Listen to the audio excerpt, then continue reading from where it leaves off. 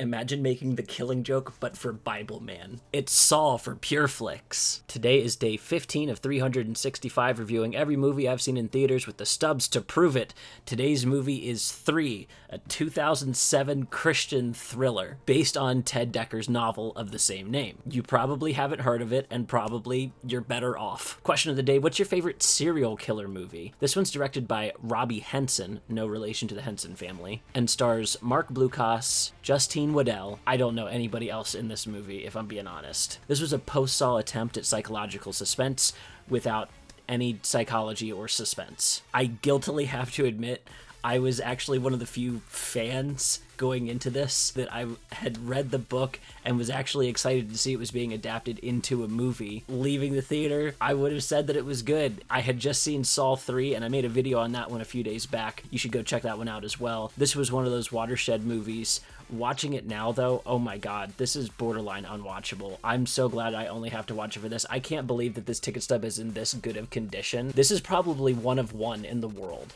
Like, I truly doubt if anyone else is saving their 3 ticket stub, and if they have, there's no way it looks this fucking good. I bet the director himself does not even have a ticket stub that looks like that. It's a self-insert, self-obsessed story about Christian metaphors for sin, and yet it's allergic to all tension. It punches down on disability, it treats mental illness like a plot device. Honestly, this is the Troll 2 of serial killer movies, if you ever needed one. God, where do we start with 3?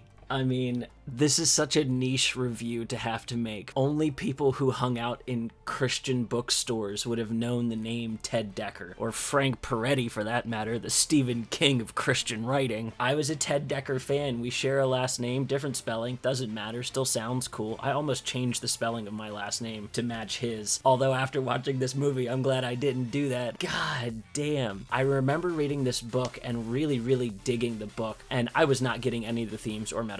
I was honestly just excited to be reading something pulpy that excited me instead of being like a boring moral lesson. God, now that I've seen the movie, I don't know how I missed that forest for the trees. There was absolutely a moral lesson in here, and it's ugly and ham-fisted and really doesn't work. There's absolutely no emotion to the filmmaking. We get static shots of bombs. No push in, no zoom, no pan, no nothing. Just static shots of countdowns to help build the suspense. These are shoddily crafted scenes, the least amount of coverage possible, and honestly, you could forgive a lot in basically any movie that seems to be trying hard, but this movie seems to be trying hard to be cartoonishly offensive. Its portrayals of the mentally disabled, absolutely abhorrent. This is, am I watching fucking Tropic Thunder? I talked about Ben Stiller yesterday. How is this their portrayal of someone with a mental disability? I'm absolutely aghast at this movie. And then the portrayal of his mother, oh my god, the Freudian read on Ted Dekker. The fact that he wants to unload 3 different personalities upon an evil mother figure. This is basically the villain from The Rescuers. That's her character's a 1-to-1. I'm truly aghast and beside myself. This is a terrible movie. It has no teeth. When it finally comes down to the line to say something, where the movie could have really doubled down and agreed that this guy did the things that he did and deserves punishment for it and actually execute on that, instead it backs the entire way back and turns our serial killer into a copycat artist that they use to find the real killer. It's a total cop-out. It is abhorrently ignorant. This is a really rough watch. It's not really available anywhere to stream. My methods will remain my own. My recent rewatch is that this isn't even worth a hate watch. It is so mundane and dull and boring and toothless and self-inserting and ugly and mean-spirited. What is wrong with this movie? Saul at least revels in its gore and its joy. This movie can barely give us a gunshot wound because it has no teeth and has no idea that it wants to even play within the taboos of genre as much as it does. I think that's going to do it for this one before I get even more heated.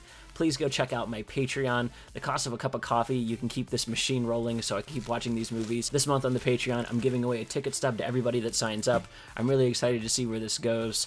Man, some of these movies have been stinkers. Some of them, like tomorrow's Meet the Robinsons, is going to be an absolutely stellar 10 out of 10 performance. This is a roller coaster ride, man. We're bobbing, we're dodging, we're weaving, we're down, we're up, we're down. You never know where we're going to go next. Make sure to also check out the TikTok, my Instagram, and my Blue Sky. I'm posting kind of everywhere. I could use the support all over. If you're one of those broad follow people, I really, really appreciate that. I'm excited to talk Disney animation next time I see you, so I'll see you tomorrow.